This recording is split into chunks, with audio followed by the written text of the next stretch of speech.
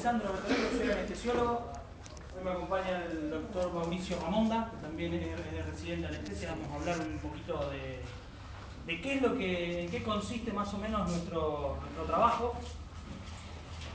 En una hora es muy difícil poder hablar de qué es lo que hacemos nosotros y en qué consiste nuestro trabajo. Así que esta charla yo la tengo preparada de hace un tiempito. Me acuerdo que tenía un poco más de tiempo para dar la clase. Después yo si quieren se las paso las clases, no tengo ningún problema. Pero vamos a tratar de enfocarnos en qué es la parte de la anestesia que les puede ser útil a ustedes como médicos en el futuro. Como médicos generales, no como médicos especialistas. Si alguno tiene algún especial interés en anestesia y quiere profundizar un poco más y quiere ver bien cuestiones bien inherentes a lo que es anestesia, yo estoy todos los lunes. Ahora me voy de vacaciones 3 lunes, pero a partir de mayo, estoy todos los lunes acá en Quiroga. ¿Vos viste la camioneta? Sí. Ah, está la luz prendida. ¿La luz prendida? Me dijo el técnico que después no te vas a hacer. Ahora voy. ¿Te fijas? ¿Viste que nada me iba a servir, boludo? Es raro que haya quedado prendida, pero no la prendí. Capaz que no es mía. Amarilla no. Así que vamos a tratar de enfocarnos en qué es lo que les va a servir a ustedes como médicos. Y volviendo al tema, si a alguien le interesa, yo estoy todos los lunes a partir de las 7 de la mañana acá en el quirófano. Vénganse de a uno, no hace falta que me avisen ni nada, sino que me buscan ahí en quirófano si quieren entrar, charlamos, vemos, les recomiendo que pueden leer, que pueden estudiar, cómo pueden interiorizarse, si quieren ver cuál es nuestro trabajo, no hay ningún problema. Yo estoy todos los lunes y Mauricio que está acá, él es residente, así que está todos los días. Si quieren venir, no hay ningún problema. Lo que sí, vénganse cuando vengan, de a uno, tráiganse un ambo doblado, una bolsita, vengan si quieren venir con ambos, traigan otro ambo aparte, porque desde el punto de vista administrativo acá en el hospital le van a hacer 1000 historias para entrar al quirófano. Nosotros lo resolvemos, pero si ustedes traen el ambo y todo, son cuestiones, se reducen, digamos, las cuestiones administrativas. Esto habla un poco de historia de la anestesiología, lo vamos a pasar por alto. Esto también es bastante interesante, pero no viene el caso. Y básicamente, sin leer lo que dice ahí, ¿qué es la anestesiología? ¿Para qué sirve? Porque nosotros por lo general somos ratitas que estamos dentro del quirófano, no nos comunicamos, no nos vemos con nadie. ¿Qué creen ustedes? ¿Para qué es importante un anestesiólogo dentro del equipo de salud? Sedación, analgesia del sistema. Es el título que nos entrega hoy por hoy la Universidad Nacional de Rosario de especialistas en anestesia, analgesia y reanimación. La parte de analgesia y reanimación es lo que menos hacemos en realidad. La parte de analgesia es todo lo que es tratamiento del dolor. Hoy en día hay especialistas, hay algunos anestesiólogos que hacen tratamiento del dolor y hay algunos otros especialistas que hacen exclusivamente, no anestesiólogos que hacen exclusivamente tratamiento del dolor. Es raro que a un anestesiólogo le guste hacer tratamiento del dolor, por lo general no nos gusta. Pero bueno, nuestro título nos habilita a hacer tratamiento del dolor. La parte de reanimación significa que en el caso de que haya que manejar alguna cuestión de reanimación de algún paciente, nosotros, los terapistas y otros profesionales, somos personas bastante capacitadas en eso. No porque lo hagamos... ¿Era mío? Sí, la nariz. Ah, la nariz. No porque nosotros hagamos reanimación muy seguido, sino porque cuando hacemos una anestesia general, estamos colocando a ese paciente que le acabamos de hacer una anestesia general en una situación bastante similar a la que va a estar un paciente que necesita reanimación. O sea, nosotros nos autogeneramos un paciente que necesita reanimación todos los días en nuestro trabajo. Entonces eso hace que estemos bastante capacitados y bastante entrenados en la reanimación de un paciente que no está generada a propósito la condición que lo lleva a necesitar una reanimación. ¿Se entiende? Yo estoy medio como un trabalengua. Entonces por eso nuestra especialidad también nos habilita, y nuestro título dice que somos especialistas en anestesia, analgesia y reanimación. La parte de anestesia incluye un montón de técnicas anestésicas que no las vamos a ver ahora una por una porque no tenemos tiempo, pero a mí me enseñaron que la anestesia es como si fuera la llave del cuerpo. O sea, el anestesiólogo es el que permite a otro especialista poder entrar al cuerpo de alguna manera, ya sea a través de una cirugía. Hoy en día la anestesia se usa muchísimo para procedimientos diagnósticos, ya sea para resonancias, para tomografía. No es algo que se sepa mucho, pero hay muchos pacientes que requieren una sedación para hacerse una resonancia por la cuestión de claustrofobia. Muchas resonancias de cuerpo, hay resonancias que son de cráneo y raquis completo, duran como 4 horas. Imagínense 4 horas metido dentro de un tubo. No sé si alguna vez alguno estuvo dentro de un tubo de un resonador. Hay muchos pacientes que incluso sin ser claustrofóbicos requieren de una sedación para poder hacer una resonancia. Los chiquitos, los bebés, los niños chiquitos, todos, absolutamente todos requieren de una sedación porque no se van a quedar quietos. Los procedimientos de endoscopía y un montón de procedimientos diagnósticos se hacen con anestesia, más allá del procedimiento quirúrgico. Entonces la importancia del anestesiólogo en el equipo médico es eso. Es la llave que permite a los otros especialistas poder acceder al cuerpo de alguna manera. Nosotros, como nosotros mismos, no, yo siempre le digo a los residentes que nosotros no matamos ni curamos a nadie. Por ahí sí matamos, pero tratemos de que eso no pase. Porque nosotros en definitiva la anestesia no va a curar a nadie. Sino que nosotros somos los que posibilitamos a los otros especialistas a que puedan acceder al cuerpo, ya sea para hacer un diagnóstico o para poder curar a ese paciente o llevar un proceso de curación. ¿Está? Este es el rol del anestesiólogo. El rol del anestesiólogo no se circunscribe únicamente adentro del quirófano. Si bien es muy raro ver a un anestesiólogo fuera del quirófano, salvo en el bar. O sea, búsquenlo, si alguna vez va a buscar un anestesiólogo, búsquenlo en quirófano o en el bar. En otro lado del hospital, muy difícil que lo puedan llegar a encontrar. Nosotros tenemos un rol muy importante en lo que es el prequirúrgico y el postquirúrgico, todo lo que se llama el área perioperatoria del paciente. Un paciente que se va a entrar a operar, ya sea una urgencia. ¿Conocen la diferencia entre urgencia y emergencia? ¿Cuál es? No hablen todos juntos porque si no, no nos entendemos. ¿Cuál es la diferencia entre urgencia y emergencia? Sí. La urgencia es más rápida que la emergencia. Al revés. Siempre digo al revés. Al revés. La urgencia es algo que hay que resolverlo en las próximas horas, pero nos permite hacer alguna maniobra de flexibilidad horaria. La emergencia es el tipo que se pega el palo acá en la esquina con la moto y hay que entrar al quirófano a como dé lugar ya.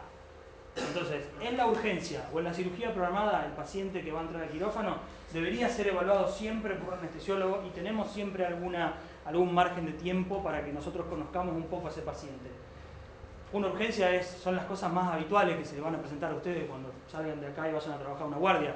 Una apendicitis, una colecititis, un legrado por un aborto. Son las patologías más habituales y las anestesias más habituales que hacemos nosotros en quirófano, una cesárea. La emergencia es algo más raro y seguramente si ustedes van a trabajar en algún lugar que atiende emergencias ya tiene que tener otra infraestructura. Una infraestructura como la de este hospital, por ejemplo, o más grande. Porque no en cualquier lado se pueden atender emergencias, no cualquier lado está preparado para atender emergencias. Y la cirugía programada obviamente es algo que algo que también el paciente necesita, pero no necesita que sea ya, ni mañana, ni pasado, sino que puede ser hoy, entre un mes, 2 meses, a convenio. Entonces, en la parte preoperatoria es muy importante el rol del anestesiólogo y también vamos a charlar muy importante el rol de ustedes como médicos. Ustedes cuando salgan de la facultad de título de médico, hacen la práctica final, lo que sea, y después lo más probable es que terminen trabajando, mientras estén esperando para rendir la residencia, mientras están estudiando, lo más probable es que terminen trabajando en la guardia, en alguna guardia de algún SAMCO de por acá cerca, o de donde sea, o en un hospital chico.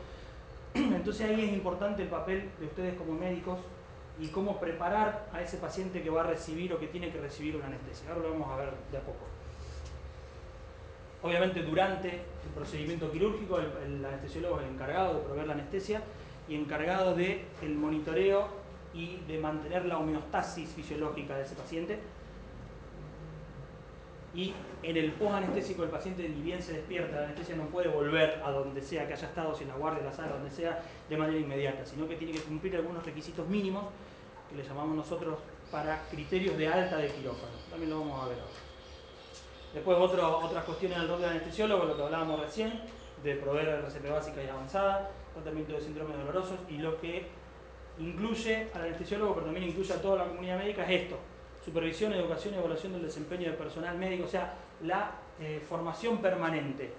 Estar permanentemente involucrado con la formación de todas las personas, ya sean personal médico o no médico, que vienen después de nosotros. O sea, no hay que quedarse con el título, ya sea cualquier la especialidad que vayan a tener. No hay que quedarse con el título, no hay que quedarse, sino que siempre hay que estar transmitiendo y formando a toda la gente que nos rodea, no solo médicos, sino personal no médico también. Esto es lo que yo les comentaba hace un rato. El anestesiólogo es el especialista mejor capacitado para el manejo de la vía aérea. Nosotros cuando hacemos anestesia general nos generamos nosotros mismos nos estamos generando un paciente que necesita un manejo intensivo de la vía aérea. ¿Qué es eso? Es la necesidad de un manejo intensivo de la vía aérea. Cuando nosotros hacemos anestesia general, vamos a ver ahora cuáles son los pilares de la anestesia general. Ese paciente deja de respirar por sus propios medios y a partir de ese momento la respiración de ese paciente, la ventilación de ese paciente es responsabilidad nuestra, del anestesiólogo. Entonces, debido a eso, a que nosotros todos los días trabajamos con eso, cuando llega un paciente a la guardia por una ACV, por un glasgow disminuido, por una intoxicación, por un golpe, por un traumatismo de cráneo, ese paciente también va a necesitar un manejo intensivo de la vía aérea y nosotros obviamente somos los más capacitados en eso porque nosotros lo hacemos todos los días. Todos los días que nosotros nos levantamos y vamos a trabajar, nos tenemos que plantear eso. Yo siempre les digo a los pacientes en la visita prequirúrgica, eso ya van a aprender ustedes el manejo con los pacientes. Hay muchos pacientes que requieren, que demandan mucha información y otros que no quieren saber nada. No importa, yo no quiero saber nada, yo no quiero sentir nada, quiero que no quiero sentir nada. Hay otro paciente que pregunta. A ese paciente que pregunta y pregunta, yo le digo, mira, vos una vez escuchaste por la tele, está en coma farmacológico conectado a un respirador. Sí, bueno, eso es lo que hacemos nosotros con cada anestesia general. Colocamos a un paciente en coma farmacológico y lo conectamos a un respirador. Ya cuando escuchan eso se quedan un poquito más... Son palabras que impactan un poco, pero bueno, justamente lo que está necesitando ese paciente, desde mi punto de vista, ojo, no digo que esto sea así, lo que está necesitando ese paciente es eso, necesita mucho flujo de información y por ahí con un par de palabras que son marketineras, por decirlo de alguna manera, impacta un poco más y el paciente se queda más tranquilo o no, pero por lo menos se queda más satisfecho con la consulta. Esto de riesgo quirúrgico y riesgo anestésico es algo también algo muy relacionado con lo que es el prequirúrgico. No es lo mismo operar a cualquiera de los que estamos acá, que imagino que seremos pacientes sanos, alguno tomará una medicación para la tiroides, otro tomará algo para el colesterol, otro tomará algo para la presión y nada más, pero los vi entrar todos caminando, así que no creo que estemos ninguno de nosotros en alguna condición patológica severa. No es lo mismo operar a un paciente de 25 años, deportista, que se cortó el ligamento cruzado, de ese ligamento cruzado, que operar a una abuelita de 85 años, hipertensa, hipotiroidea, asmática, obesa, que acaba de tener una oclusión intestinal y hay que operarla. No tiene nada que ver una patología con otra, no tiene nada que ver un paciente con otro. De eso se trata lo que es el riesgo quirúrgico y el riesgo anestésico. Buscar unos cuantos puntos que evaluamos en los pacientes previos a esa cirugía, buscar qué tipo de cirugía se le va a hacer. Tampoco es el mismo riesgo en un paciente, en cualquiera de nosotros, una apendicectomía, que es la de abuelita que hablamos recién. Ustedes saben que la apendicitis tiene pico de incidencia y se da en pacientes más añosos un pico de incidencia de la apendicitis. Entonces no es lo mismo una apendicectomía en la abuelita que en cualquiera de nosotros. Entonces, para evaluar ese riesgo quirúrgico, riesgo anestésico, involucra un montón de factores. Para eso nosotros usamos una escala que se llama... Esto es de qué, lo que le hablaba yo recién, de qué depende ese riesgo quirúrgico, riesgo anestésico. Nosotros usamos una escala que se llama escala de ASA. Tampoco tiene mucho sentido que se lo memoricen. Esto es lo que hablamos recién. Esto es todo parte de la evaluación preanestésica. ¿Y cuál es la parte de la evaluación preanestésica? Hay una parte de la evaluación preanestésica, mejor dicho, que ustedes estaría bueno que la empiecen a manejar y que la empiecen a ver, a tener en cuenta como médico. Lo primero que se evalúa del paciente, obviamente, son los datos filiatorios, la edad, el peso. Esto es la clasificación de ASA que yo les mencionaba recién. Y esto es más o menos todo lo que se evalúa. Nosotros los anestesiólogos nos gusta escribir bastante poco y estamos bastante alejados de lo que es una historia clínica. Para eso existen estas guías de visita preanestésica que lo único que tenemos que hacer es un tilde de la columna de sí, un tilde de la columna de no. O sea, somos bastante básicos en ese sentido. Acá va la anamnesis por aparato. Fíjense que el modelo, no sé qué modelo de historia clínica habrán estudiado ustedes o estudiarán ustedes, pero obviamente debe ser mucho más extenso que esto. Nosotros esto ocupa la mitad de una hoja 4. O sea, con eso, para eso con nosotros nos alcanza. Estos ya son algunas evaluaciones de más inherentes a lo que es el anestesiólogo en sí, a predictores de intubación dificultosa, no vamos a ver más adelante. Una evaluación preanestésica correctamente realizada debe dar al paciente la seguridad de que se lo ha de cuidar y proteger mientras reciba anestesia. Lo que es fundamental en la entrevista preanestésica para el paciente es sacarle el miedo. Por lo general el paciente viene el cirujano y le va a decir, te voy a ir desde acá hasta el pubis, te voy a sacar el intestino, te voy a meter el hígado de un perro muerto que me encontré otro día en la ruta, te voy a sacar el vaso y te lo voy a poner, y el paciente le tiene miedo a la anestesia. Es así, el cirujano le dice todo eso y el paciente le tiene miedo a la anestesia. Entonces la visita preanestésica es fundamental enfrentar, entre comillas, ese miedo que tiene el paciente, charlarlo y tratar de explicarle que hoy en día no es lo mismo la anestesia que hace un par de años. Todo evolucionó y lo que es la anestesia también evolucionó muchísimo. Si ustedes me dicen que tienen una tía abuela que se murió en la década del 40 por la anestesia, yo le voy a decir, sí, es muy probable. Si ustedes me dicen que hoy un paciente se muere por la anestesia, yo le voy a decir, mirá, no sé. Hoy es muy raro, salvo accidentes anestésicos y errores anestésicos que los hay, es muy raro que un paciente hoy se muera por la anestesia. Es muy raro que un paciente se muera dentro del quirófano. Es muy raro que esa muerte dentro del quirófano implique una causa anestésica. Salvo que estemos hablando de la emergencia, si estamos hablando otra vez del tipo que se estrelló con la moto acá en la esquina y se muere dentro del quirófano, bueno, también se hubiese muerto si lo dejamos tirar en la calle. Entonces, hoy en día, que un paciente de una cirugía programada se muera dentro del quirófano es muy raro, y más raro todavía es que esa causa de muerte sea por la anestesia. Y esto es lo que le quería mencionar y que es muy importante para ustedes como médicos, que sepan. Cuando ustedes estén trabajando en el SANCO de donde sea y reciban un paciente con un dolor abdominal que empezó en desbigasto y hoy fue acá derecha, tiene leucocitosis, tiene cola de gato, pelo de gato y maulla como gato, es un gato. Bueno, tiene toda la cuestión parecida que nos orienta a que es una apendicitis. Bueno, nosotros ustedes a ese paciente lo van a tener que tomar como un paciente potencialmente quirúrgico. ¿Qué necesita ese paciente para poder operarse? Necesita un quirófano, un cirujano y un anestesiólogo. Y necesita esto que está acá, que es fundamental. Ustedes en ese paciente lo primero que tienen que hacer, un paciente que sospechan que va a entrar al quirófano, lo primero que tienen que hacer es colgar el cartelito y indicar a la enfermera, nada por boca. Ese paciente no tiene que comer ni tomar absolutamente nada. Si ustedes se ponen a buscar y a leer guías de ayuno preoperatorio, van a encontrar un millón de cosas. Para resumir ese millón de cosas, lo que les digo, que son 8 horas de ayuno total, estricto y absoluto. ¿En qué varía? Varía si es líquido, varía si es sólido, varía si la edad del paciente, varía si el líquido tenía azúcar o tenía gas. Si se pueden leer, si se ponen a hilar fino, van a encontrar un montón de cosas. Pero no se ponga a hilar fino porque no tiene sentido. Usted con una persona, un adulto, con las 8 horas de ayuno total, estricto y absoluto, no le van a errar. Si es un lactante, bueno, ahí sí, pónganse a hilar fino o llamen por teléfono al anestesiólogo que corresponda, que les explique cómo indicar el ayuno a ese paciente. Pero si es un adulto sano, más que pasar un mal rato por estar en ayuno en esas 8 horas, no va a suceder. No se va a deshidratar, ni se va a descompensar, ni mucho menos por esas 8 horas de ayuno. Entonces, un paciente que ustedes sospechan que es un paciente quirúrgico, ayuno, inmediato. Tiene que ser una relación inmediata. Paciente quirúrgico, ayuno. Todo paciente que va a entrar al quirófano tiene que tener un ayuno de manera programada o urgencia, no emergencia. Tiene que tener un ayuno total, estricto y absoluto de 8 horas. ¿Qué otra cosa pueden ir haciendo con ese paciente? Si ustedes tienen un paciente, en este caso, que están sospechando una apendicitis, como examen complementario, tiene que pedir un laboratorio. A ese laboratorio que ustedes lo que estarían buscando es la leucocitosis. Como ustedes están pensando que es un paciente quirúrgico, ya deberían agregar algunas cuestiones como hemograma, glicemia, uremia y coagulograma. Estas 4 cosas que están acá son otras cosas que tiene que tener siempre un paciente en el prequirúrgico. Les vuelvo a decir, si se pueden hilar fino y a buscar las nuevas guías de evaluación prequirúrgica, van a encontrar de todo. Pero con esto no le van a errar. Con esto no le van a errar. Pidiéndole, si ustedes ya le están sacando sangre al paciente, no es que están pidiendo de más. Si ustedes ya le están sacando sangre para evaluar, para hacer una evaluación más completa del paciente. Bueno, ustedes sospechan que el paciente es quirúrgico, hemograma, glicemia, uremia y coagulograma.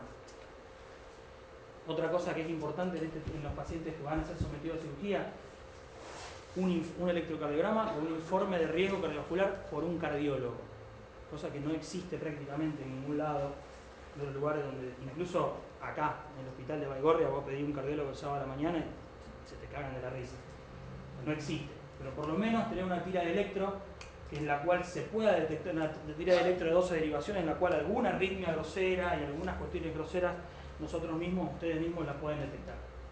Entonces, un paciente que ustedes sospechan que sea quirúrgico, ayuno, laboratorio con estas 4 cosas, una tira de electro, propónganse conseguir, empiecen a tratar de conseguir a dónde está el aparatito para hacer el electrocardiograma, si está en terapia, si está en el piso, si está en la guardia, dónde está, empiecen a tratar de conseguirlo, empiecen a tratar de hacérselo, esa tirita de electro.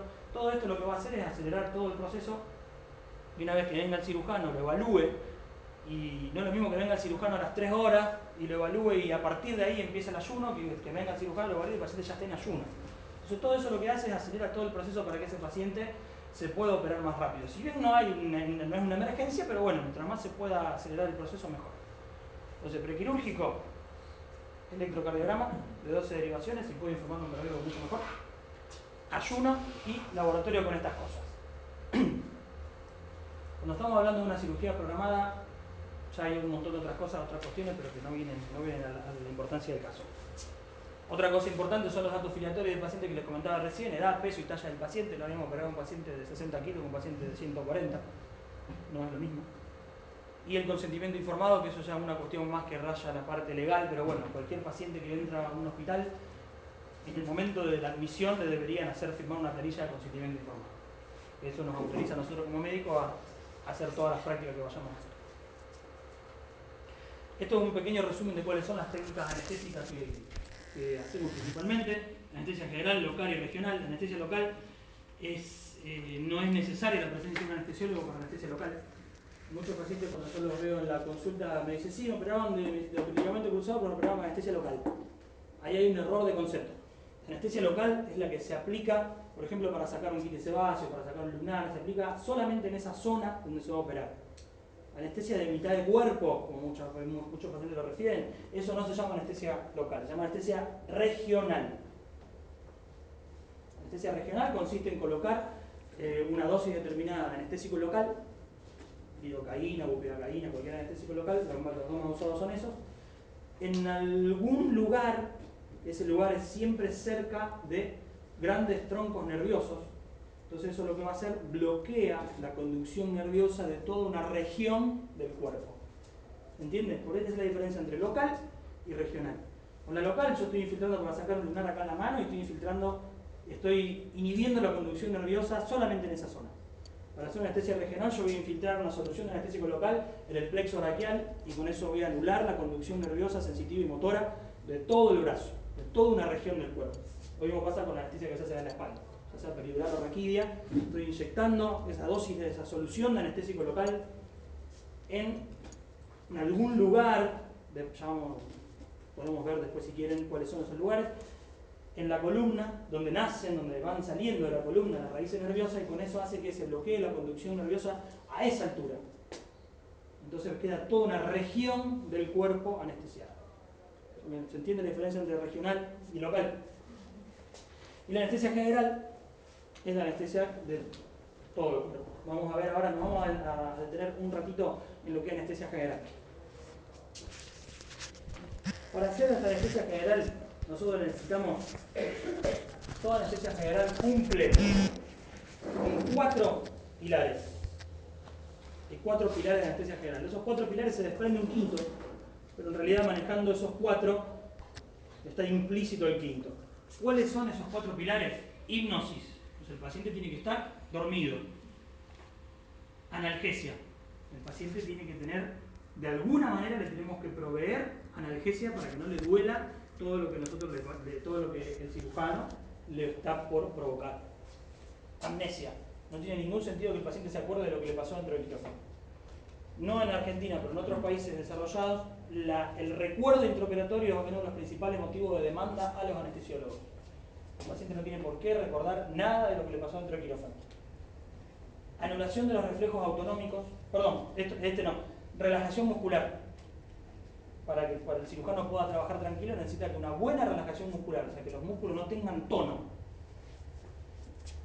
Si se están manejando estos 4 pilares, cae de maduro y se supone, y es lógico, que esté también manejado este quinto pilar que es anulación y disminución de los reflejos autonómicos. ¿Para qué sirve el sistema nervioso autónomo?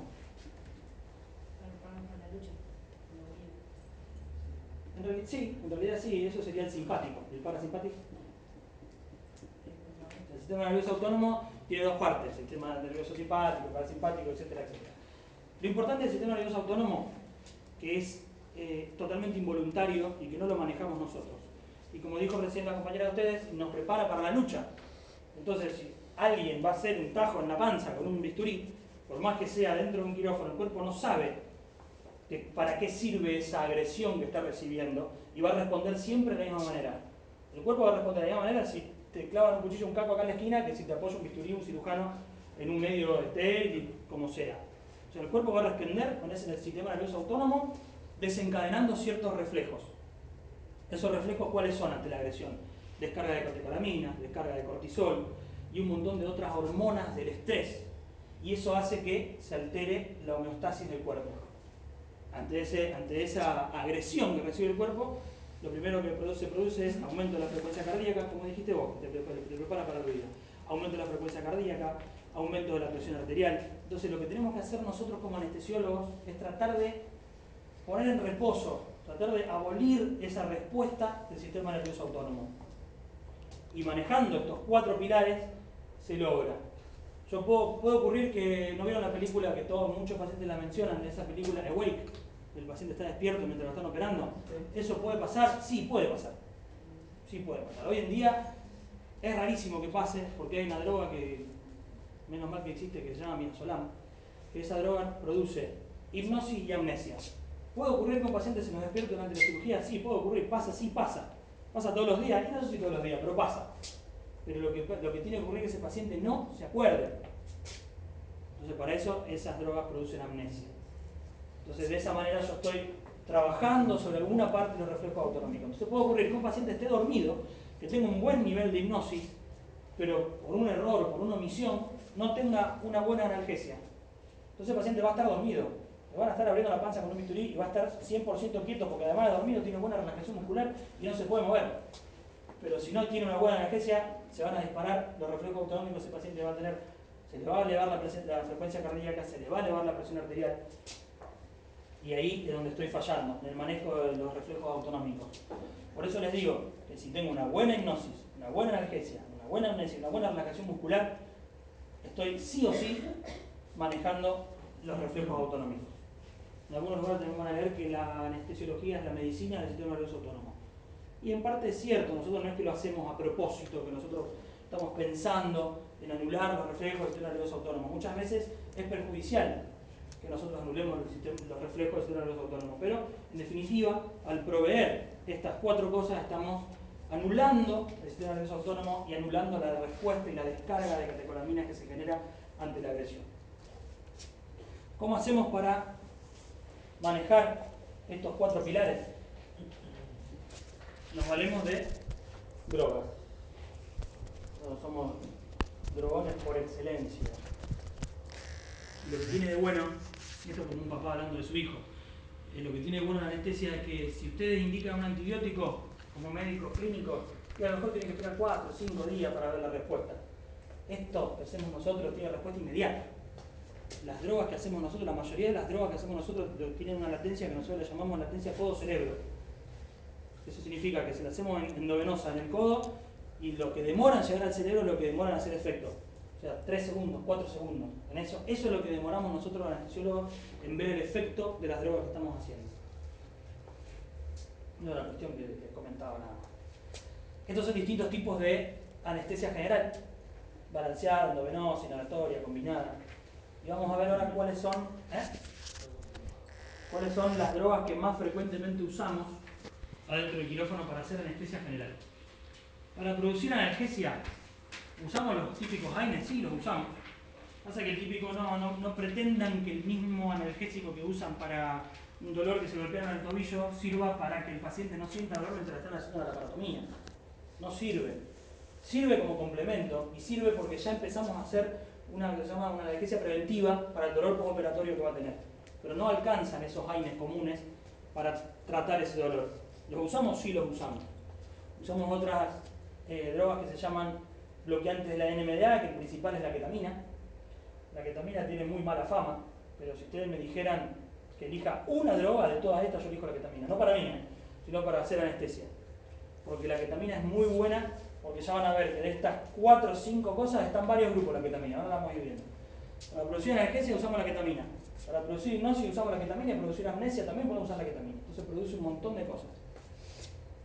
Opioides débiles, el dextropropoxifeno, El leptopropoxifeno hace unos años salió una nota de la FDA y de la ANMAT que sería peligroso porque bla bla bla bla bla. Se sigue usando y además se sigue usando mucho, se empezó a usar mucho a raíz de eso el tramadol. Entonces opioides débiles, leptopropoxifeno y tramadol. Hay un montón más, está la codeína, hay un montón más, pero los más usados son dextropropoxifeno y tramadol. Y opioides fuertes, que estos son los que más usamos, y estos sí son los que me van a proveer una buena analgesia, no para el dolor de tobillo porque me golpeé, sino al paciente que le están haciendo la laparotomía. Acá sí son importantes esto y lo vamos a usar. Fentanilo, morfina y remifentanilo. Esos son los tres principales opioides fuertes que utilizamos nosotros dentro del quirófano. Y en muchos lados es bastante cuco hablar de la morfina y hablar del fentanilo. En algunos lugares no lo quieren hacer fuera del quirófano, para lo cual a nosotros también es fantástico porque nos asegura trabajo. Y mientras que no lo quieren usar, nosotros lo sabemos usar, nos animamos a usarlo. Bárbaro, nos da más trabajo. La morfina por lo general está relacionada con el cáncer, con pacientes en estado terminal. No tiene nada que ver, no tiene absolutamente nada que ver. ¿Se usa para eso? Sí, se usa mucho para eso, pero también la podemos usar para cualquier tipo de paciente, le podemos hacer morfina. El dolor agudo postoperatorio es totalmente tratable con morfina. Para la hipnosis, ¿qué usamos para la hipnosis, para manejar ese pilar tan importante que hablamos recién de hipnosis? Usamos barbitúrico como el tiopental, se ha dejado de usar mucho pero todavía se usa. El propofol es por lejos el que más se usa. El tominato acá en Argentina no hay. Fíjense la ketamina otra vez, o sea, la usábamos para producir analgesia y la estamos usando para producir hipnosis. Entonces tenemos una droga que está en dos grupos. El midazolam, que es lo que les mencionaba yo recién, que es lo que tiene de bueno el midazolam, además de producir hipnosis, produce amnesia. Todas las benzodiazepinas producen amnesia y el midazolam es una benzodiazepina de vida media ultra corta, que a nosotros nos viene bárbaro porque el paciente entró a quirófano, se durmió y al poco rato se le va el efecto. Si es necesario le hacemos otra dosis, si no es necesario lo mandamos a la habitación despierto. Para producir amnesia, acá puse midazolam y lorazepam, pero hay unos cuantos más que producen amnesia. El más usado es el midazolam. Para la relajación muscular hay dos grandes grupos de relajantes musculares, están los despolarizantes y los no despolarizantes. Está bueno que sepan que existe la succinilcolina y que existe el becuronio. Son unas ampollitas que vienen con una calaverita dibujada. Cuando ustedes ven la ampolla, digo, ¿por qué esta ampolla tiene una calaverita dibujada? En el momento que yo administro eso al paciente, si yo lo administro eso al paciente y me voy, el paciente se muere. O sea, eso, el relajante muscular, es lo que sí o sí va a implicar que yo tenga que hacer un manejo intensivo de la vida aérea de ese paciente. Si ustedes se fijan en los efectos adversos de los opioides y de los hipnóticos, también pueden producir apnea, pero a altas dosis, a bajas dosis, combinado, un montón de cuestiones. El relajante muscular va a producir una relajación muscular sí o sí porque se lo estoy alimentando para eso. La apnea es un efecto adverso de estas medicaciones. En cambio, para el relajante muscular, el efecto que yo estoy buscando. El paciente no ventila. El paciente deja de respirar. Imagínense. 3-5 minutos, depende cuál, no ventila. Por ahí ustedes lo han visto en alguna película. Pacientes que están despiertos pero no se pueden mover. Bueno, si ustedes quieren alguna vez lograr eso para torturar a alguien, use un relajante muscular solo, nada más. Debe ser una situación desesperante, el paciente empieza a taquicardiazarse, se empieza a hipertensar, porque se activan los reflejos del nervioso autónomo, porque el paciente no se puede mover, no puede respirar, pero está totalmente consciente. Entonces por eso otra vez hablamos de la importancia de los pilares de la anestesia. ¿Cómo son los nombres? Becuronio y succinilcolina. Hay un montón más, hay rocuronio, pancuronio, atracurio, cisatracurio, pero los más salidores de la quiniela son estos: succinilcolina y becuronio. Y para el bloqueo autonómico, que es lo que hablamos recién, se usan estas mismas drogas, pero bueno, esto del bloqueo autonómico no lo tengan en cuenta. Tengan en cuenta esto porque, ¿se acuerdan que yo les dije que el bloqueo autonómico es un quinto pilar que se desprende del manejo de los otros cuatro? Entonces acá está un poco resumido y van a ver que las drogas que están acá arriba son todas las mismas. ¿Por qué me detengo en hablar de anestesia general y no de los otros bloqueos? ¿Por qué? Por lo que les dije recién y por lo que dijo recién Mauricio. El paciente cuando hace una anestesia general deja de respirar por sus propios medios. A ese paciente le voy a tener que asistir la respiración. Y acá donde me quiero detener un poquito, porque es la parte por ahí más interesante de lo que hacemos nosotros los anestesiólogos, y es la parte del manejo intensivo de la vía aérea. ¿Qué implica el manejo intensivo de la vía aérea? Asistir ventilatoriamente a ese paciente. ¿Cómo puedo asistir ventilatoriamente a ese paciente? Lo primero que tengo que tener a mano es una bolsa y una máscara y un flujo de aire. Si hay oxígeno, muchísimo mejor. Entonces, una bolsa, una máscara y una tubuladura que es conectada a la pared del oxígeno. Con eso yo ya puedo asistir la respiración de un paciente y con eso ya puedo estar manteniéndolo con vida un buen rato. Si ustedes se fijan los protocolos de ACLS, TLS, de todos los protocolos que son de RCP avanzada, hoy en día no tanto. Hoy en día los protocolos más nuevos no, pero los protocolos de hace unos años hablan de el ABCD y lo primero que tienen que asistir es ver que ese paciente respire y asistir la respiración. Los protocolos más nuevos hablan de masaje torácico y con eso se podría suplantar la ventilación, pero bueno, vamos a quedarnos con los protocolos que tienen unos añitos más y lo primero que hay que hacer con ese paciente es evaluar el ABCD. La A es la vía aérea y la B es la ventilación. Entonces nos tenemos que dedicar y detener en eso. ¿Cuándo ustedes como médicos que trabajan en la guardia se pueden tener que enfrentar a una situación de este tipo? De tener que manejar una vía aérea. ¿Qué les parece? Un paciente de trauma, sobre todo trauma craneoencefálico. Un paciente con un accidente cerebrovascular. Un paciente con una intoxicación, ya sea por alcohol, por medicamento, por lo que sea. Todo paciente, ¿conocen la escala de Glasgow? La escala de Glasgow va hasta el 15. Todo paciente con un Glasgow menor a 8 ya tienen que empezar a plantearse, mejor dicho no, tienen que empezar a plantearse, no empezar a plantearse, tienen que empezar a plantearse que ese paciente necesita un manejo de la vía aérea. Ese paciente que está respirando con una respiración ruidosa, con baja frecuencia respiratoria, ese paciente que está entrando, está empezando a bajar el Glasgow, está acercándose al 8, ese paciente presten la atención y en ese paciente empiecen a plantearse la necesidad de un manejo intensivo de la vía aérea. Paciente POC con insuficiencia respiratoria. Un paciente POC, un paciente que un paciente que ustedes trabajan en un SAMCO más chiquito, de un pueblo más chico y tienen está con un Glasgow 9, 10 ahí, arañando el 8 y lo tienen pensado trasladar, ese paciente lo tienen que manejar como si tuviera un Glasgow menor a 8. Un paciente que se va a trasladar con un Glasgow disminuido, que a lo mejor no llega al 8, lo tienen que tomar como si fuera un Glasgow menor a 8 y manejar de manera intensiva la vía aérea. Otro paciente que por ahí es bastante llamativo, que seguramente el doctor Pinara les puede llegar a hablar, es el paciente del gran quemado. A lo mejor un paciente un gran quemado que le explotó una garrafa en la cara, llega hablando con ustedes y les cuenta todo lo que les pasó.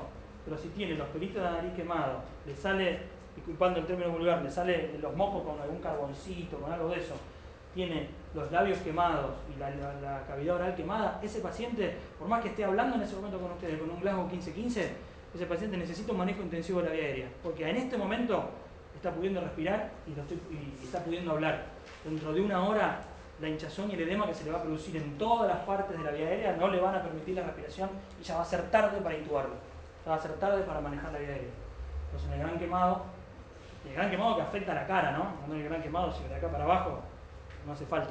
Pero el gran quemado que afecta a la cara de la vía aérea también tienen que tener en cuenta que es otro paciente que necesita ese manejo de la vía aérea. ¿Qué tenemos que tener cerca, qué tenemos que tener a mano para ese manejo de la vía aérea? Más o menos este que está acá es una mesa de manejo de vía aérea. ¿Qué se necesita? Lo primero y principal es tengan identificado cuando lleguen a una guardia, tengan identificado dónde está la bolsa. ¿Saben lo que es una bolsa AMBU? Bueno, AMBU es una marca registrada. En realidad se llaman bolsas de resucitación. Son como una pelotita de rugby de plástico, con una bolsita de reservorio. Eso se conecta a un flujo de oxígeno, eso se conecta a una máscara con bordecitos acolchados, por lo general inflable. Ese bordecito acolchado inflable hace que se adapte muy bien a la cara del paciente y con eso se apoya en la cara del paciente y al apretar esa pelotita se produce una presión positiva y el aire entra a los pulmones. Eso, que suena tan básico, es fundamental. Entonces tienen que identificar salida de oxígeno, la manguerita que le lleve el oxígeno hasta la pelotita, que la pelotita es la AMBU, y la máscara. Eso no está acá, pero lo vamos a ver más adelante. Otra cosa que necesitan para un manejo intensivo de la vía aérea es el laringoscopio. El laringoscopio lo que va a ayudar, es una herramienta muy sencilla, del año que todavía se usa muchísimo. El laringoscopio tiene dos partes, un mango y una rama. En la rama la mayoría de las veces tiene una lamparita. Esto suena una boludez, pero la mayoría de las veces el carro de paro está por ahí tirado en el rincón. Cuando ustedes llegan a hacer una guardia en algún lugar, lo primero que van a preguntar es a qué hora le traen la comida y dónde está la pieza para acostarse a dormir un rato. Además de eso, como anestesiólogo me veo obligado a decirles que pregunten dónde está la caja de paro, que encaren la caja de paro, la abran, se fijen si tiene un laringoscopio adentro, si tiene un laringoscopio, si tiene las ramas adecuadas, pruébenlo si anda. A lo mejor tiene la rama adecuada pero no tiene pila, a lo mejor tiene la rama adecuada y tiene pila pero no tiene lamparita. Pero por lo general es algo que no se usa nunca, por suerte no se usa nunca. Pero para el momento que lo necesiten usar, che, andá a comprarme las pilas de estación de servicio y no. No se puede pensar en eso. Si a ustedes se les muere un paciente por un infarto masivo en el Sanco de Villa Sarasasa, nadie les va a decir nada porque ustedes no tienen nada para tratar un infarto. Pero si ustedes no pueden intubar un paciente porque no tiene pila el laringoscopio, bueno, ahí sí. El error de ustedes no es no ponerle pila, es no pedir que ese laringoscopio tenga pila. El laringoscopio es algo tan barato, algo tan sencillo que en cualquier lado hay. Entonces asegúrense de dónde está, pregunten cómo funciona, ábranlo, ciérrenlo, pruébenlo. Y el elemento descartable que se usa para el manejo de la vía aérea se llama tubo endotraqueal. Después también van a necesitar todo esto que dice acá, cánula de mayo, mandrículo, de vuelta, estetoscopio. Eso ya es, digamos, hacer un gol de Rabón, un gol de taquito. Fuerte y al medio, como los penales, laringoscopio, bolsa con máscara y tubo endotraqueal. Todo lo otro es fundamental, pero es decorativo. Esto es... No, ya no me voy a detener más que nada, les voy a mostrar un video de cómo se hace la intubación. Vamos a charlar 2 segundos de cómo generarnos nosotros tratar de generarnos una condición de intubación favorable. ¿Para qué se creen, saliendo un poquito del tema, para qué creen que es importante el tema del ayuno en un paciente que se va a operar? ¿Para que no vomite, digamos. ¿Para que no vomite cuándo?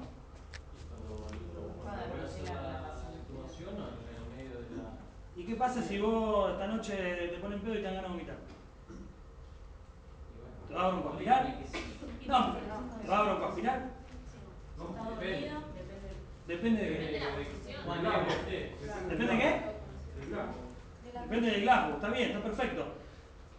En un paciente que vomita porque se intoxicó con una comida, se intoxicó con alcohol, con lo que sea, puede ser que no tenga un glasgo muy deprimido y que todavía conserve los reflejos de protección de la vía aérea. ¿Cuáles son los reflejos de protección de la vía aérea? Básico, de todos los días. La tos. Lo que hago yo al poner al paciente en coma y por hacerle el relajante muscular, el hipnótico, el analgésico, todo, estoy aboliendo esos reflejos. Entonces, cualquier reflujo del contenido gástrico hacia proximal en el aparato digestivo, lo más probable es que ese contenido termine en la vía aérea. En cualquiera de nosotros que estamos así despiertos y que nos dieron ganas de vomitar por X motivo, tenemos el reflejo de protección de la vía aérea que es la tos. En un paciente dormido no lo tenemos. Entonces, para eso es fundamental que el paciente tenga ayuno. ¿Todos los pacientes que vamos a intubar van a estar en ayuno? Ojalá, pero no. El paciente que se troló acá en la esquina con la moto acababa de tomarse un porrón, acá en el anteojo de la otra cuadra. Entonces ese paciente no va a estar en ayuno. Entonces puede ser que también hay situaciones en las que tengamos que intubar pacientes que no estén en ayuno. Hay consideraciones para eso. ¿Qué hacer con un paciente que yo lo voy a tener que intubar? O sea, yo tengo ese paciente, ese abuelito, como dijo Mauricio, un abuelito de POC, que agregó una neumonía y que no está con una buena saturación de oxígeno, no está respirando bien. Ese paciente, lo más probable es que dentro de unas horas se agote desde el punto de vista muscular su respiración, entonces tengo que empezar a pensar en que tengo que manejar la vida de ese paciente. No lo tengo que hacer ya, pero lo tengo que hacer en los próximos 20-30 minutos.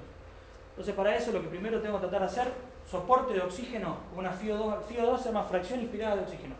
Tratar de que la FiO2 sea lo más alta posible, si puede ser del 100% mejor.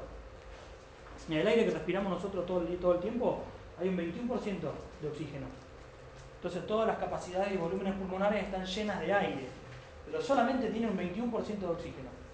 Si ustedes hacen respirar a un paciente 4 o 5 minutos con oxígeno al 100%, van a lograr que todo ese porcentaje de gases distintos al oxígeno sean reemplazados por oxígeno. ¿Entienden? Entonces ese paciente que respiró 4 o 5 minutos de oxígeno al 100% va a tener en sus volúmenes y capacidades pulmonares 100% de oxígeno. Eso hace que el paciente pueda estar en apnea. Esto también es variable, puede estar en apnea unos 2 o 3 minutos sin que baje la saturación arterial de oxígeno. Un paciente que viene respirando aire ambiente, en 1 minuto que está en apnea ya la saturación de oxígeno va a empezar a bajar. En otro paciente que lo pude preoxigenar, como dice acá, esa concentración de oxígeno se va a mantener más o menos estable dentro de 3-4 minutos. Otra maniobra que puedo hacer para aumentar la permeabilidad de la vía aérea, un paciente que está roncando, un paciente que llegó, el abuelito llegó, se le desvió la comisura para el costado, tiene la manito así para el costado, está dormido y ronca. ¿Qué significa que esté roncando? Por un lado está bueno que esté roncando, porque ese ruido es pasaje de aire por una vía aérea que está obstruida, pero es pasaje de aire, no es silencio. Si ese abuelito mueve el tórax y no hace ningún ruido, es porque está moviendo el tórax para respirar y no puede porque está completamente obstruido. Si está roncando, me tengo que quedar tranquilo, entre comillas, porque el aire está entrando, pero dentro de un rato no va a entrar más. Entonces, ¿qué hacer con ese paciente? Hay algunas maniobras básicas para abrir la vía aérea, para tratar de permeabilizar esa vía aérea. La primera sería, esta que está acá no es la primera que tiene que hacer.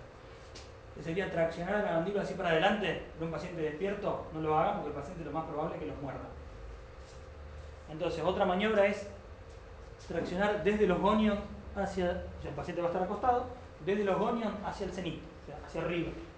Eso va a aumentar la permeabilidad de la vía aérea. Si el paciente todavía no está en un glauco muy profundo, se va a defender de eso, porque es una maniobra que duele. Esto duele, esta tracción duele. La colocación de una cánula de Mayo, que es esto que vemos acá, también duele. Entonces son cosas que nos van a orientar también, si conocemos bien la escala de Glasgow, nos van a orientar un poco a cómo es el manejo de la escala de Glasgow. Pero son maniobras básicas para despejar o tratar de abrir esa vía aérea.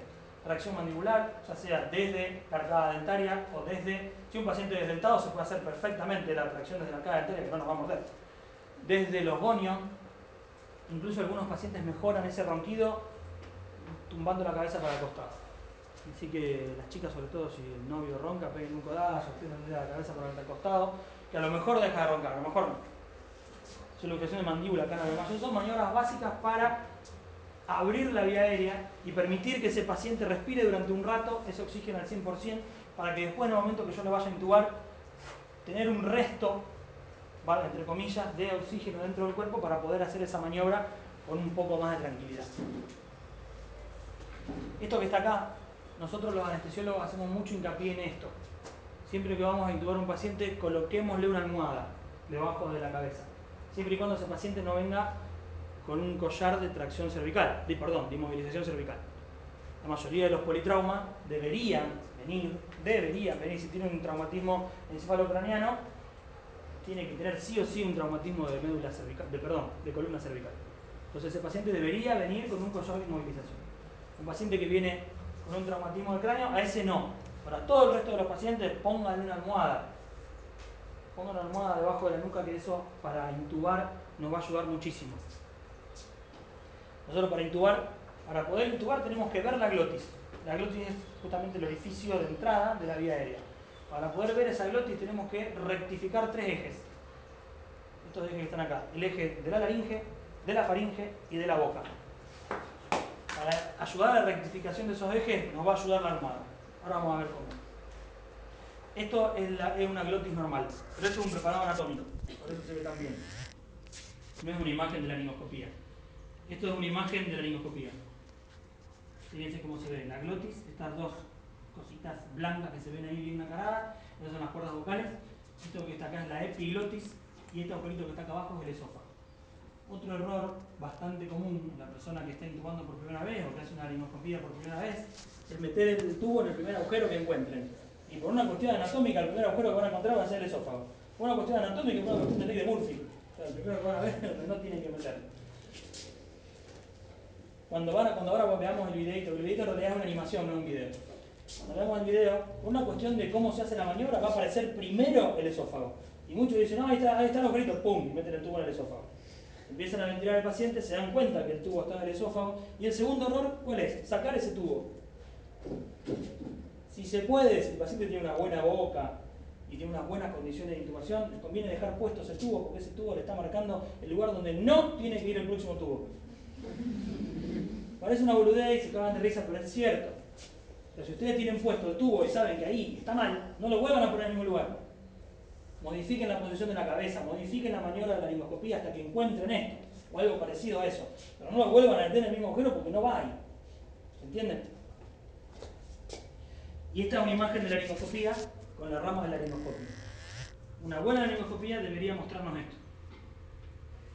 ¿Se entiende? Esto que está acá en la nariz, este es el labio superior y acá está el labio inferior del paciente. Y eso que se ve es la imagen que se ve a través de la boca. Con esta imagen, yo al ver la glotis significa que esos tres ejes que les mencioné recién están rectificados y por eso puedo ver esta imagen. Esta es otra imagen que pueden ver, que son las cuerdas vocales cerradas. Por lo general las cuerdas vocales están cerradas porque el paciente no está relajado, no está dormido del todo. Entonces si el paciente no está relajado, no está dormido, está respirando. Y si está respirando en algún momento va a abrir las cuerdas vocales. Y cuando las abra, es donde tienen que hacer la violación de la glotis. Porque si está con las cuerdas vocales cerradas, también se puede violar la glotis con el tubito, pero lastima. En el caso que sea necesario se hace. Pero si encuentran esto de una manera laringoscopia, lo que tienen que hacer es esperar. En algún momento las va a abrir. ¿Ven? Ahí está abierto. Bueno, estas son algunas situaciones de intubación orotraqueal dificultosa, pero esto ya también es el resorte más bien del anestesiólogo. O sea, no todos los pacientes son fáciles de intubar. Hay algunos reparos anatómicos que nosotros como anestesiólogos tenemos en cuenta en la evaluación prequirúrgica para ver si ese paciente va a ser fácil de intubar. Este paciente, por ejemplo, va a ser muy difícil de intubar porque no tiene maxilar inferior. Estos son algunos síndromes. Nosotros los anestesiólogos somos unos ignorantes, no sabemos nunca los síndromes, salvo 3 o 4. Que implican malformaciones del macizo facial, implican una intubación dificultosa. Entonces, este tiene algunos de esos síndromes y son pacientes que son prácticamente imposibles de intubar. Esto obviamente no sabemos ni por dónde se encarga. Tumores de cuello o tumores de base de la lengua. Eso también hace que el paciente sea difícil de intubar. El paciente con la inmovilización cervical. El paciente obeso. Y esto que también parece una pavada, el paciente con mucha barba también es un paciente difícil de intubar. Tenemos que considerar como un paciente difícil de intubar.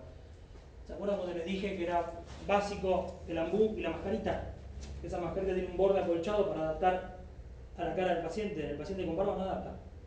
Entonces un paciente difícil adapta, pero el aire que yo le estoy tirando en presión positiva se escapa por la barba. Entonces es un paciente difícil de ventilar. Y muchas veces algunos pacientes con la barba intentan disimular alguna malformación que tengan sobre todo los varones. Si la mujer se deja la barba ya es una cuestión más para el circo que para otra cosa. Pero los varones que ven con barba justamente son varones que a lo mejor tienen alguna malformación en la maxilar inferior y tratan de ocultarlo desde el punto de vista estético con la barba.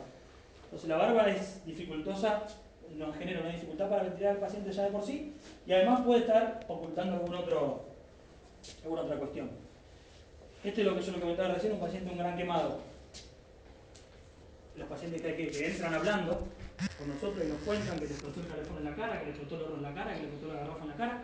Ese paciente, a pesar de que entra hablando con nosotros, son pacientes que tenemos que dormirlos e intubarlos antes de que tengan una edema tan grande que me imposibilita hacerlo. Este es el paciente que yo le mencionaba recién, el que no tiene ningún síndrome, pero sin embargo tiene la pera chiquita. Fíjense que prácticamente no tiene mandíbula inferior. O sea, la tiene, pero está un poquito para atrás. Entonces son pacientes que son difíciles de intubar. Y vamos a ver el video.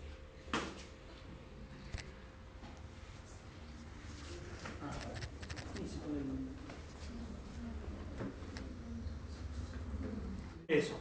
Antes de intubar a un paciente, y lo que yo les recomiendo que lo hagan y bien llegan a la guardia, es tratar de ver que el laringoscopio tenga su mango, su rama, su lamparita y que ande.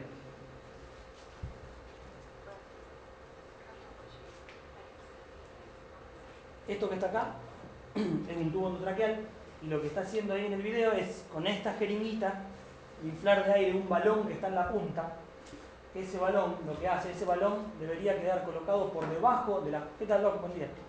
Debería quedar colocado por debajo de las cuerdas vocales y este balón es el que genera una protección de la aspiración.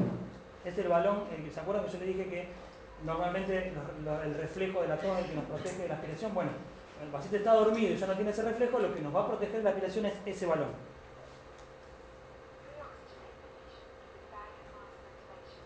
Ahí lo que está haciendo es la preoxigenación del paciente con, ven esa mascarita que yo le decía, y la bolsa. Ahí dice 1 minuto, pero bueno, si lo pueden hacer más tiempo, mejor.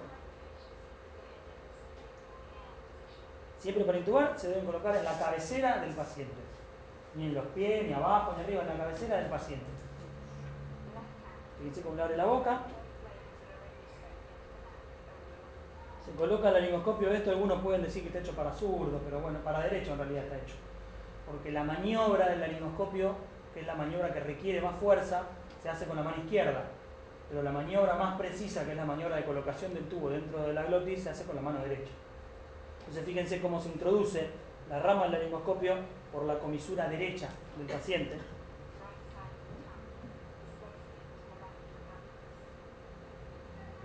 Fíjense, primero se coloca la rama y después se hace la maniobra. Fíjense la maniobra que va a hacer ahora.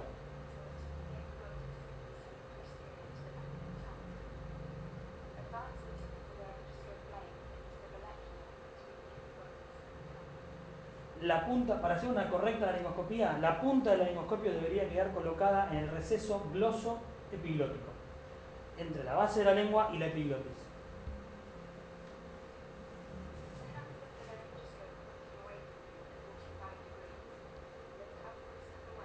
Fíjense la fuerza a realizar ahora, lo que entienden las personas que están intubando por primera vez o están aprendiendo a hacer una fuerza de palanca.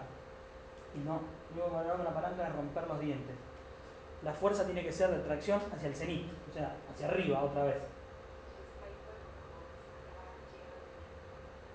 ¿Ven lo que está haciendo? La fuerza hacia arriba. Ahora voy a mostrar la flecha.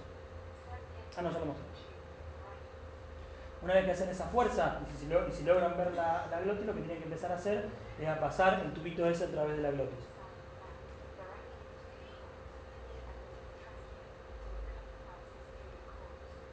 Ese tubito lo tienen que colocar hasta que el balón, ese que yo les comenté, quede totalmente por debajo de las cuerdas vocales.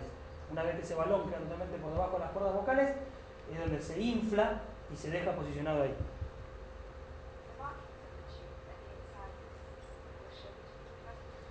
Todos los tubos vienen marcados, vienen milimetrados. Van a encontrar un montón de tablas, un montón de cuestiones que le van a decir a un paciente que pesa tanto y mide tanto y de tal edad, tiene que estar colocado el tubo a tal altura.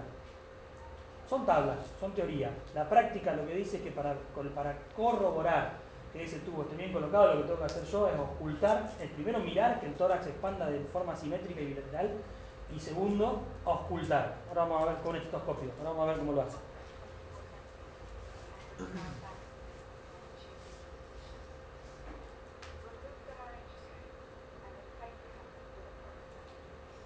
Ven, ahí está inflando el manguito o balón.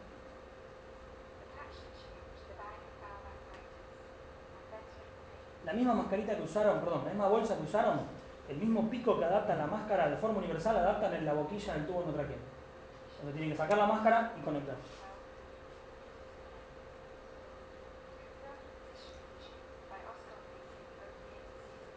Eso es lo que les decía yo recién. Para confirmar la colocación del tubo y que esté bien colocado, lo que tengo que hacer es ocultar los campos pulmonares.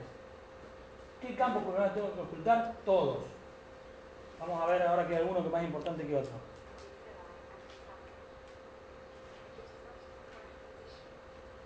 Y también se oculta el estómago, en el epigastrio. Tiene que ocultarse el silencio ahí y murmullo vesicular en el resto. ¿Qué puede pasar si en el afán de si este tubo, una vez que lo metí, no quiero que se salga, lo meto hasta el fondo? Que por una cuestión anatómica, el tubo ese que se viene desplazando por la tráquea, por una cuestión anatómica se siga desplazando por el bronquio fuente derecho y se mete y queda lo que se llama selectivo en los campos pulmonares derechos. Por eso es importante que ocultemos todos los campos pulmonares y escuchemos ese murmullo vesicular en todos los campos pulmonares. Lo que tienen que hacer, si escuchan solamente el campo pulmonar derecho, con mucho cuidado, retirar y seguir ocultando hasta que se empiece a ocultar en el pulmón izquierdo.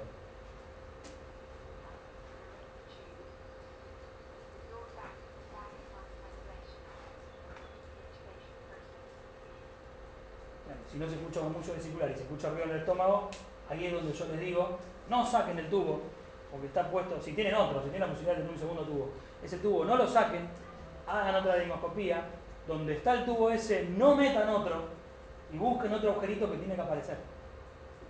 Y ese agujerito tiene que ser la glotis. Esto es lo que le comentaba recién. Entra aire en el derecho, pero no en el izquierdo. El desinflador se retira un poco el tubo y se va ocultando hasta que tenga murmullo vesicular en el campo pulmonar izquierdo.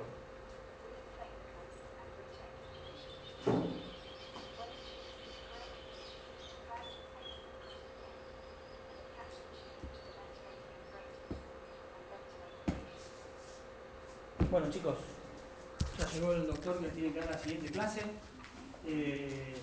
Ya les digo, esto en una hora es imposible que yo les pueda dar ni siquiera un acercamiento a lo que hacemos nosotros todos los días. Si a alguien le interesa, está totalmente invitado. Mi nombre es Lisandro Betorello, estoy todos los lunes acá en Baigorria a la mañana. Él es Mauricio Ramonda, está todos los días, de a uno, con paciencia, puede venir a quirófano, ver bien qué es lo que hacemos nosotros como trabajo de todos los días. Como una pequeña introducción y como un acercamiento a qué es lo que le puede ser útil a ustedes como médicos de lo que hacemos nosotros, una hora también es poco, pero bueno, es lo que hay. Así que bueno, si tienen alguna pregunta, alguna duda, si no los dejo con el